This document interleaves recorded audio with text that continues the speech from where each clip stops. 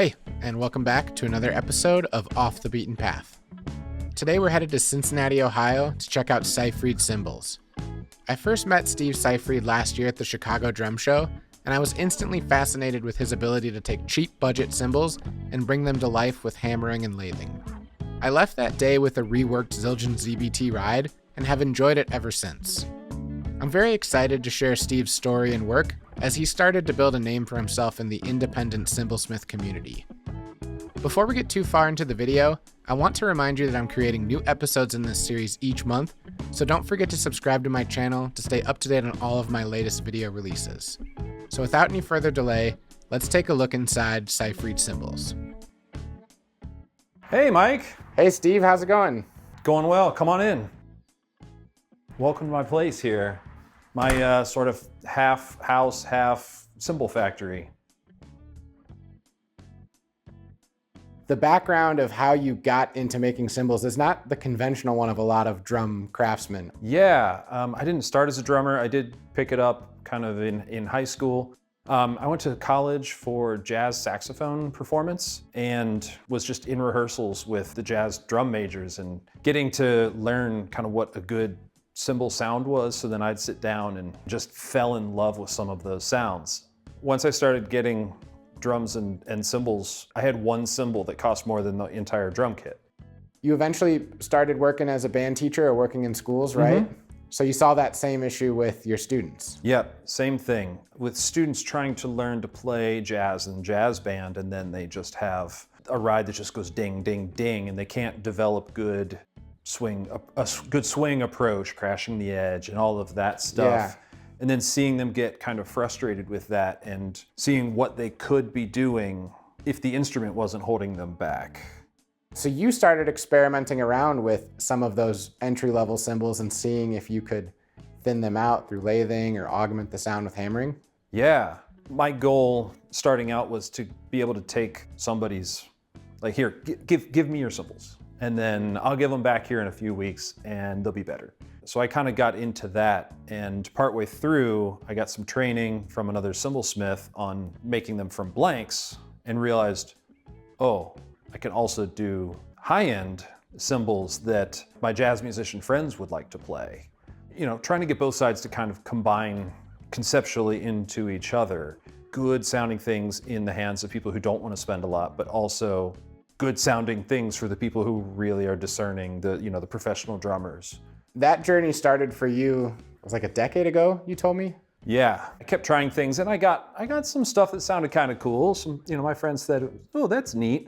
I was able to show some of those to some other cymbalsmiths and they said, well, that's kind of cool. Hey, let me know if you want to get together. And so then I got to work with Nicky Moon from Nicky Moon Custom Cymbals and Dave Collingwood and Tim Roberts and a couple other guys, and just they filled in some of those gaps for me so that all that work that I had been putting in for 10 years now mattered, now made sense, and then was able to just kind of go very quickly then from there. The first time I had heard of you was last year at the Chicago Drum Show, and I remember just walking by your booth and it was almost the shock and awe, almost like a clickbaity video where it's like, check out these Sabian B8s and ZBTs that are just known for being clunkers that I relathed and rehammered.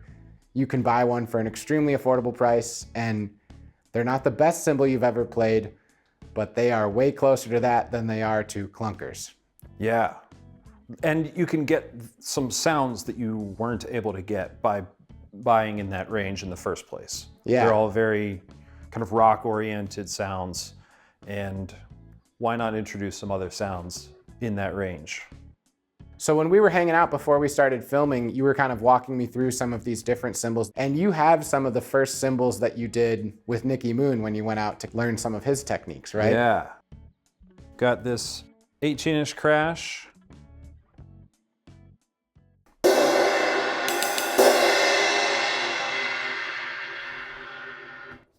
Let's see, 20-inch ride.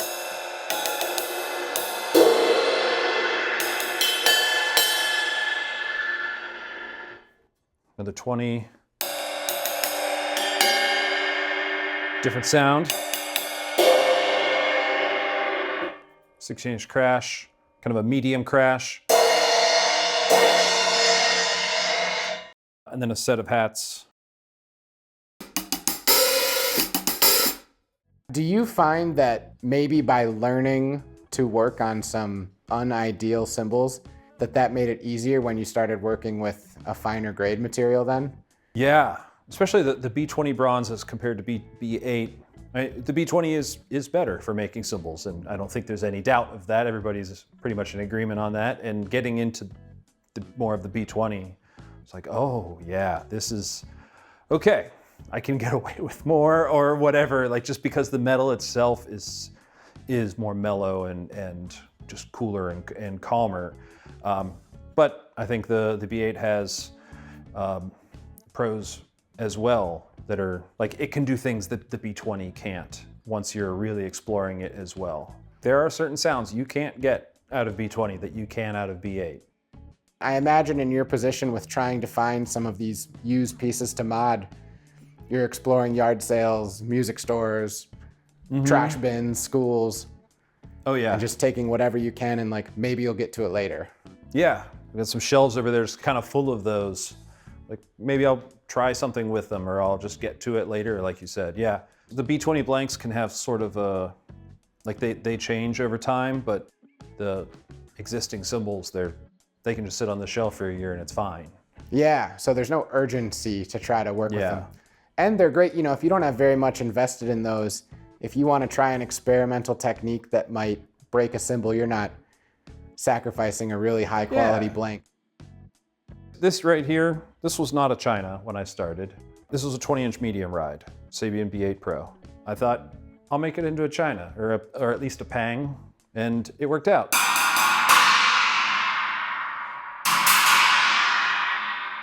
Yeah, it has the qualities of other like swish ride cymbals and the China thing. It worked, yeah. Yeah, but I wouldn't have done that on, you know, a $500 cymbal. Yeah. I tried to make a regular bell ride into a flat ride.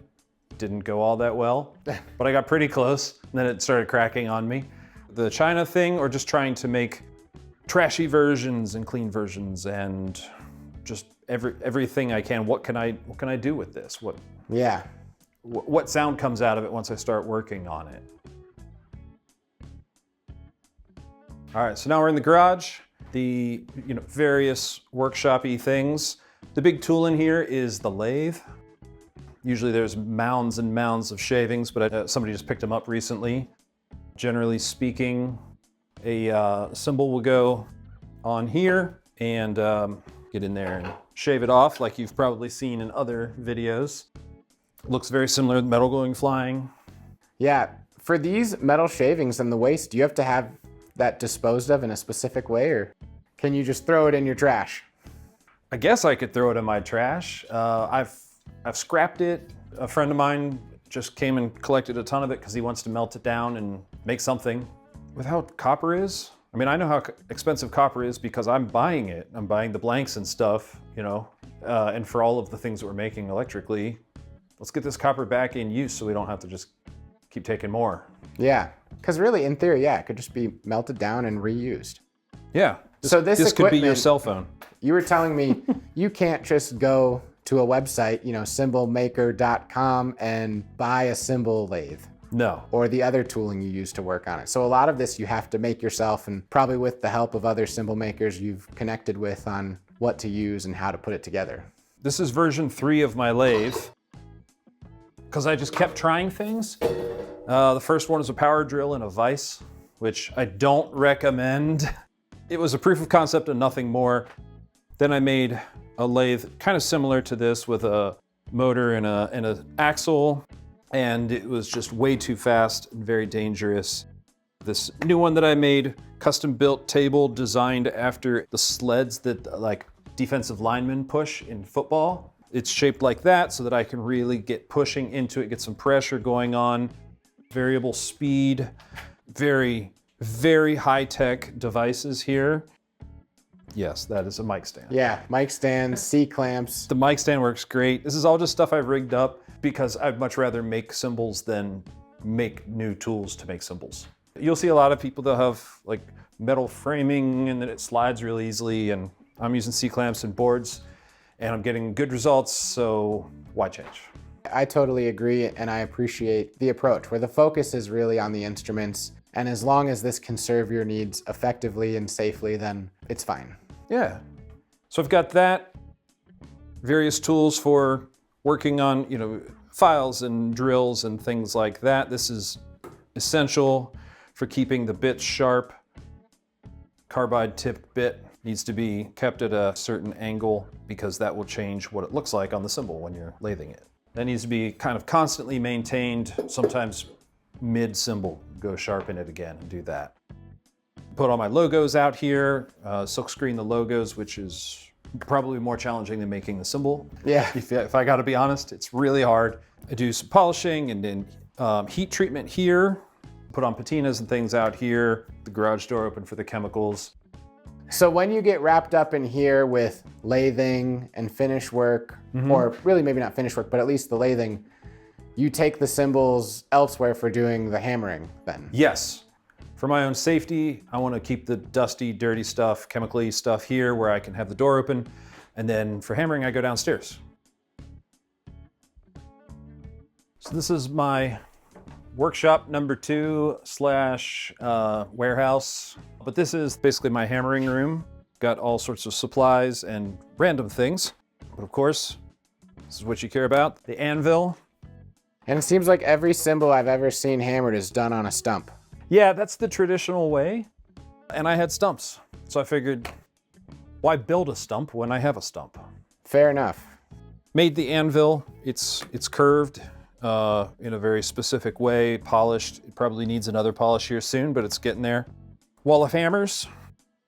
Some of these look like readily accessible hammers that you'd find at your general hardware store, but some of them also look a little bit more specialized. Yeah.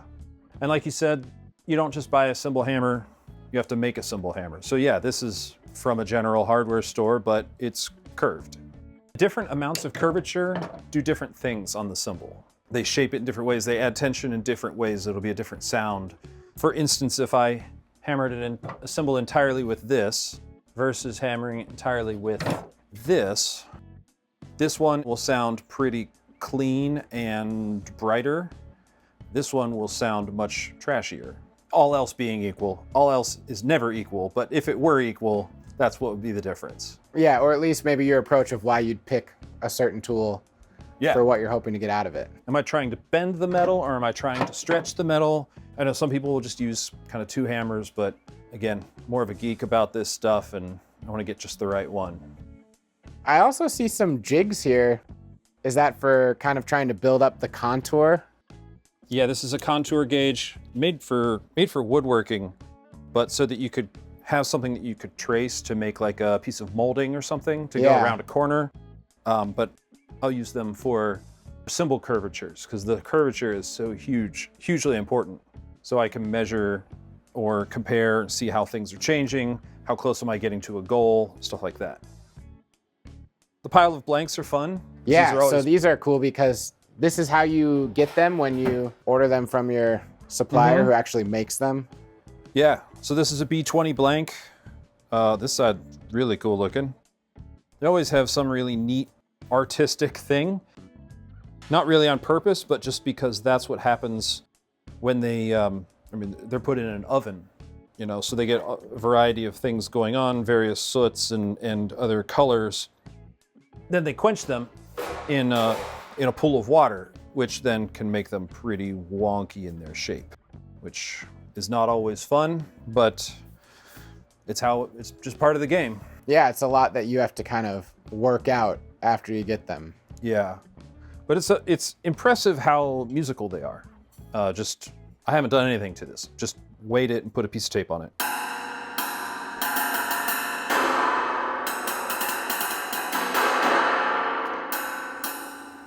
I mean, I've heard a lot of cymbals that have a hole, a bell, lathing, finish, and a logo slapped on them that sound not nearly as good as that. So yeah, I guess that is a testament that sometimes getting it right at the source is really one of the most important steps along the way. Yeah, the metal's definitely important. It's B8 blanks, nothing special to look at, just exactly what you would imagine. Flat sheet of bronze. You have a couple here that are like in progress, right? Where you've already punched in a bell or kind of cut them to more of a closer shape. I've got a bell in this guy over here. This is a hand-formed bell that I made. I haven't done the rest yet. So how much time or work goes into creating and just shaping the bell? Maybe a half hour or less. Okay. That's still a fair amount of time for what is such a small but crucial component to the sound. Yeah, it's hugely important in the sound, not just as another thing to hit, not just another piece to hit that has a different sound. It will have a big effect on the overall sound of the cymbal for sure. There's a lot of time that goes into it, but a big part of that is not active time sitting and hammering. It's like letting this material accept the work you've done and letting it rest between sessions of working on it. Yeah, the metal has to recrystallize. That's the term I always hear for it, because the crystalline structure of how all the metal bits fit together, not a material scientist, but they all fit together in a very specific arrangement. And when you smash it with a hammer or lathe it or do something like that, you're making the metal get into a place it doesn't want to be in at the microscopic level. And then it takes time to resituate itself. They're really those little pieces realign themselves so that they fit better. And then that's when the sound comes back. If I hammered all of this right now, I just sat down and hammered this, in the end, it would sound like clank. And you'd think I killed it. But tomorrow, it would sound halfway like a good cymbal. And then the next day it would sound a little better and a little better. And then by 2 weeks or so, it's pretty much all the way back. So what do you think is a fair timeline for you working on a cymbal coming from a blank like this, start to finish? I know it's not linear where you work on one cymbal and when it's done, you work on the next one. Yeah. What does a timeline look for constructing a cymbal out of a blank like that? What's the timeline look like for composing a wonderful musical piece? I guess that's a fair response, right? It can change for what you're looking to get out of it. It's probably a little bit like mixing a record or something where every time you listen to it, you could find something you could change or redo. But at some point, you just have to accept that this is what this is going to be, and it'll change as someone plays it. Even the ones where I might think, ooh, I don't know how about this one. Then other drummers that I respect will play it, be like, oh, you really nailed it on this one. That one? Oh, okay. So it's just really neat how everybody hears things differently. I have cymbals that I love the sound of and other people don't, and vice versa. I don't try to get too worked up about it, even though I try for perfection on every one, because sometimes the ones that I'm like, on the fence about are the ones that people love the most. Well, Steve, thank you so much for taking the time to show me around and bring us a little bit into your process. For people who want to follow your work, reach out about potentially purchasing a cymbal, what's the best way to get in touch with you?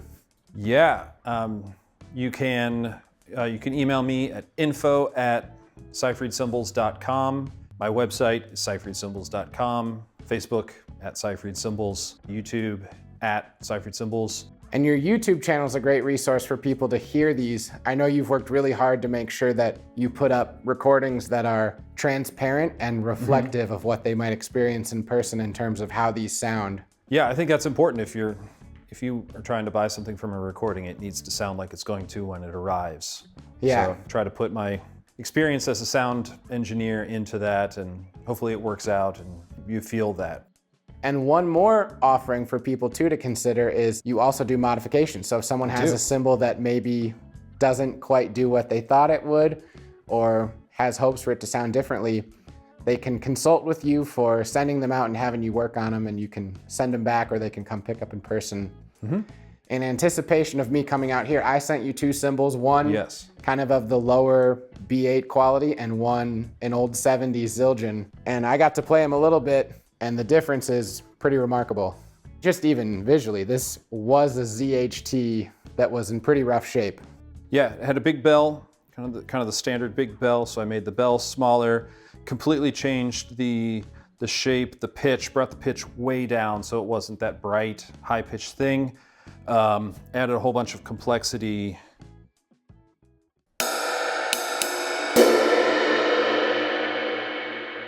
Gave it some wobble.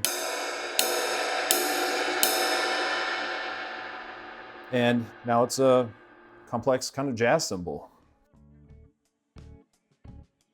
This one I got in a lot with a drum set, and I felt bad even mailing it out to you because it had some sort of crud or paint, and I spent a while with paint thinner, goof off, trying to just clean it up before I sent it, and gave up knowing that you'd eventually be taking material off, so you would figure out a way to get rid of it. But I mean, I don't even recognize this thing.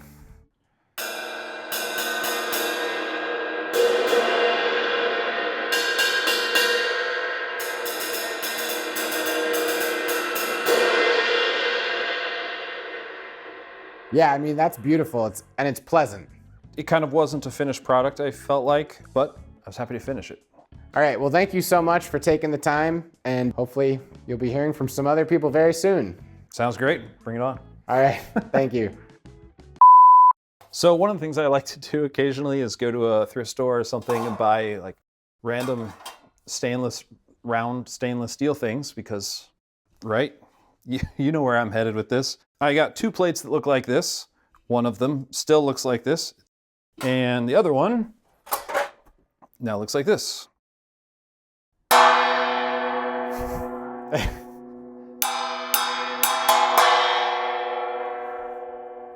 The sound could be a little better.